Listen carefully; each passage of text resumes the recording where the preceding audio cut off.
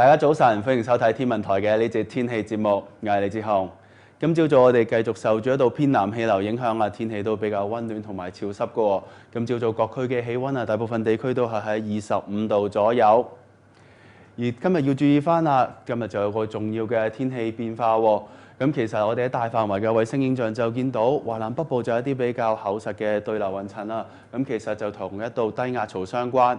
而我哋預料啊，呢道低壓槽就會逐漸咁發展成一道冷鋒啊。喺今日稍後嘅時候啊，就會係橫過廣東沿岸地區㗎，為廣東地區帶一啲唔穩定嘅天氣，就好似驟雨啦，甚至乎係強烈狂風雷暴同埋猛烈陣風㗎喎。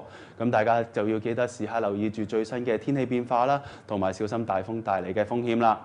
嚟翻今日嘅詳細天氣預測，將會係咁嘅，係多雲啊，間中會有驟雨㗎。初時沿岸地區會有薄霧啦，同埋溫暖嘅喎。而最高氣温啊就會上升去到約26度啊。而風方面係吹和緩至清勁嘅偏南風啊。日間嘅時候，部分地區咧雨勢會係較大㗎，同埋有幾陣狂風雷暴喎。下午嘅時候，北風就會增強啊，離岸同高地咧間中達烈風嘅程度嘅喎。今晚咧驟雨就會逐漸咁減少啊，而氣温亦都會顯著下降到今晚嘅最低氣温約18度左右。而再長遠少少嘅天氣展望方面係啊，聽朝早咧天氣咧仍然係清涼㗎，初時咧風勢咧都會比較大嘅喎。